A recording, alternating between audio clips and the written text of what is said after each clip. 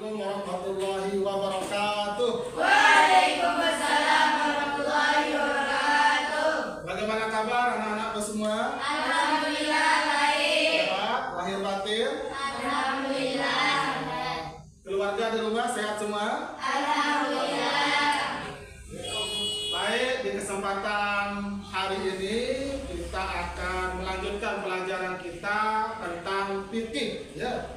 Jadi kemarin kita sudah membahas tentang toharoh. Insya Allah berikutnya sekarang kita akan membahas tentang wudu. Ya. Masih ingat toharoh kan? Salah satu cara kita toharoh itu adalah dengan cara berwudu. Namun sebelumnya, supaya proses pembelajaran kita nanti lancar dan cepat dipahami, saya minta untuk ketua kelas memimpin doa. Silakan ketua kelas. Sebelum kita belajar, marilah kita berdoa dalam hati masing-masing. Berdoa dimulai. Amin. Ya, semoga ya sesuai doa kita masing-masing, semoga nanti kita mendapatkan ilmu yang berkah. Ya, amin ya Rabbal alamin. Nah, sebelum kita melanjut pembelajaran, kita perlu absen ya satu persatu. Coba saya sebut Amira. Hadir.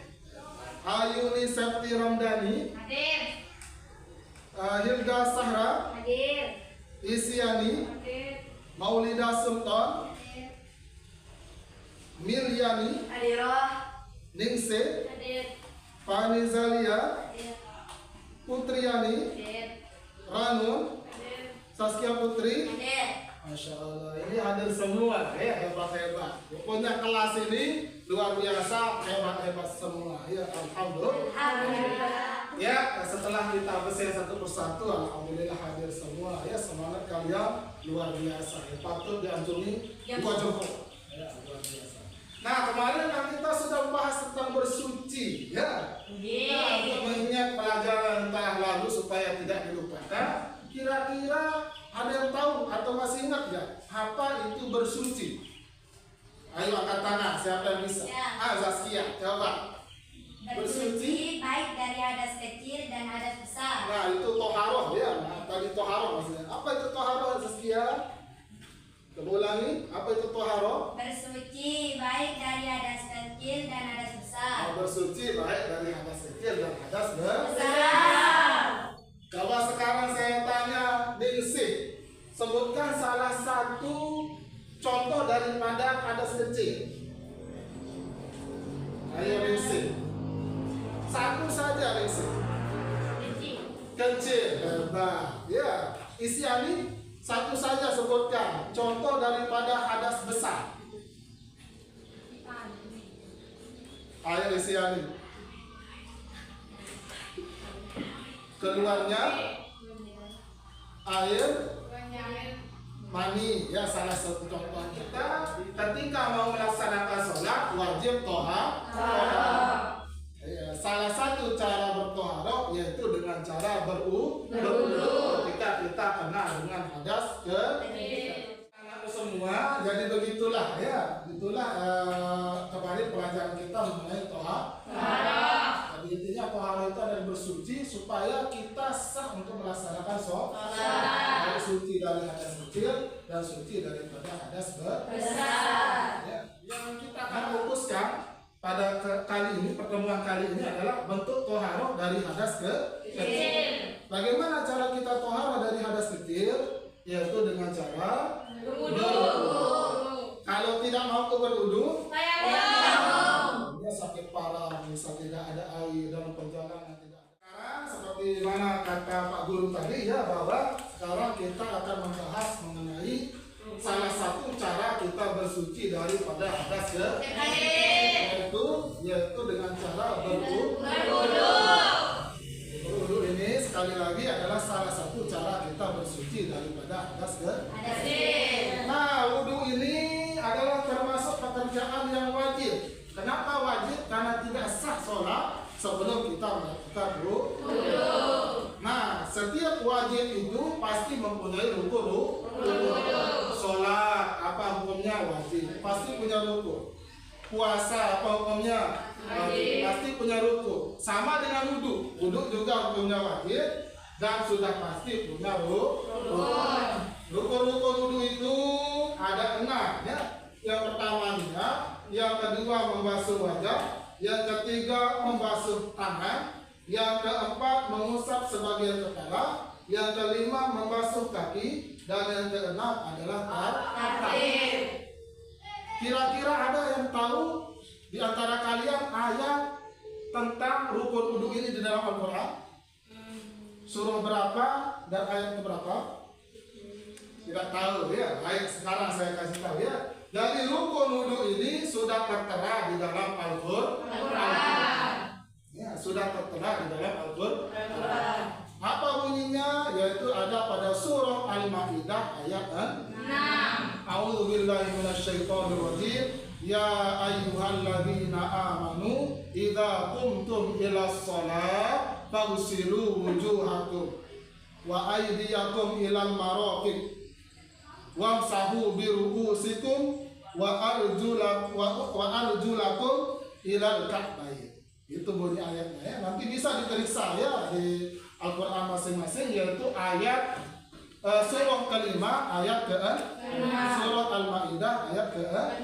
Apa arti ayat tersebut? Yaitu hai orang-orang beriman, apabila kalian hendak melaksanakan sholat, maka hendaklah kalian membasuh wajah, membasuh kedua tangan sampai siku-siku, mengusap kepala, dan membasuh kedua kaki sampai mata kaki. Oh, berarti ada 4 Ustaz? Tidak, karena ada hadis ya menjelaskan bahwa setiap segala sesuatu itu butuh niat. Makanya niat itu akan menjadi rukun pertama. Digabung dengan rukun-rukun dalam ayat tersebut menjadi 5. Dan supaya tidak kacau, maka rukun yang terakhir adalah tartib. Itu sebabnya jumlahnya ada 6 rukun.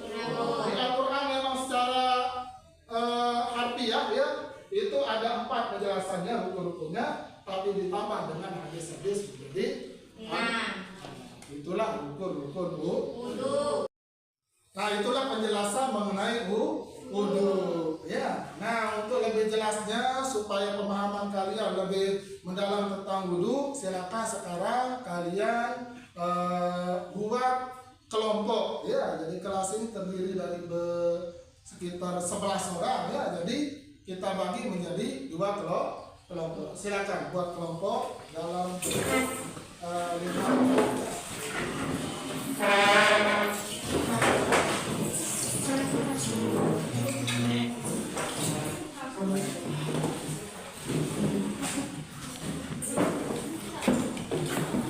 Sudah? Nah, kelompok ini saya akan beri nama menjadi kelompok Siti Aisyah. Kelompok yang sebelah kanan saya mau apa? Siti Fatimah. Ya, nama kelompoknya adalah Siti Fatimah.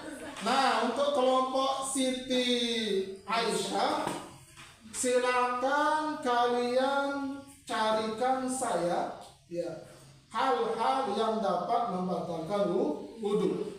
Kemudian kelompok ini sudah siap ya? Siap. Oke, baik.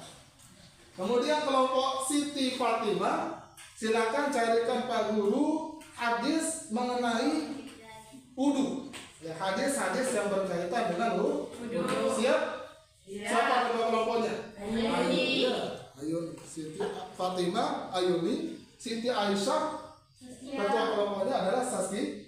Silakan saya kasih waktu 10 menit dari sekarang. Ya, baiklah anak-anakku, baik kelompok Fatimah dan kelompok Aisyah, waktu yang Pak Guru telah berikan sudah berakhir ya, sudah 10 menit. Sekarang saya mau lihat hasil pengerjaan dari masing-masing kelompok ya. Coba lihat. Nah, ini ya hadisnya luar biasa. Ini hadis ini juga bisa terdapat di kitab namanya Kitab Bulughul Maram ya. Jadi di dalam Kitab Bulughul Maram itu ada bab khusus tentang thaharah. Di sana banyak hadis-hadis yang menjelaskan tentang wudu. Ya, ini sudah berapa lumayan ya, sudah menemukan 2 hadis yang berkaitan dengan wudu. Ya. Kemudian kelompok Aisyah bagaimana? Coba ketuanya. Nah, ini hal-hal yang membatalkan wudu ya. Ini kok ada 4 mestinya perasaan di kitab-kitab itu disebutkan ada 5 ya mestinya ya. Ini ada yang kelupaan sepertinya kelompok si Aisyah ya. Jadi untuk mengetahui ini ya hadis-hadis hal-hal yang batal ini bisa kalian buka di kitab-kitab fikih ya, baik kitab fikih yang berbahasa Indonesia maupun kitab fikih yang berbahasa Arab seperti Mabadiul Fiqh ada disebutnya sama 5 ya. Ini yang kurang tinggal 1 ya, yaitu menyentuh kemaluan dengan telapak tangan dan genggamannya. Baiklah, luar biasa ya kelompok baik Siti Aisyah maupun kelompok Siti Fatimah sudah bisa mendatangkan beberapa hadis tentang wudu, sudah bisa menulis atau menjawab hal-hal yang membatalkan wudu. Nah sekarang berhubungan waktu kita ini tinggal beberapa menit ya, sekitar 7 menit. Jadi sebelum kita penutupan, saya kembali untuk kelompok Fatimah maupun Aisyah. Pak Guru akan memberi kalian tugas ya, supaya di rumah kalian tidak banyak main-main ya, supaya di rumah ada hal-hal yang manfaat kalian kerjakan ya. Untuk tugas Siti Aisyah yaitu untuk melancarkan pelajaran kita pada berikutnya tentang bab mandi ya. Untuk Siti Aisyah silakan tugasnya nanti carikan penyebab wajibnya mandi. Kemudian untuk Siti Fatimah carikan dahulu yaitu mandi yang disunahkan. Mandi yang disunahkan. Bisa dimengerti kelompok Fatimah dan Aisyah? Bisa. Dan waktu yang saya berikan adalah 1 minggu dari sekarang. Silakan dikerjakan di rumah masing-masing. Alhamdulillah hari ini kita sudah memahami tentang wudu ya, baik dari rukun-rukunnya, kemudian dari hal-hal yang membatalkan wudu, hadis-hadis tentang wudu, kemudian ayat tentang wudu. Tadi kita sudah pelajari bersama. Nah, sehubungan waktu kita telah berakhir, jadi kita cukupkan sampai di sini ya, ya. Semoga ilmu kita dapatkan pada kesempatan hari ini bermanfaat untuk kita semua ya, dan bisa kita manfaatkan untuk orang banyak nantinya. Amin ya rabbal alamin. Untuk menutup pertemuan kita hari ini, mari kita sama-sama membaca Alhamdulillah.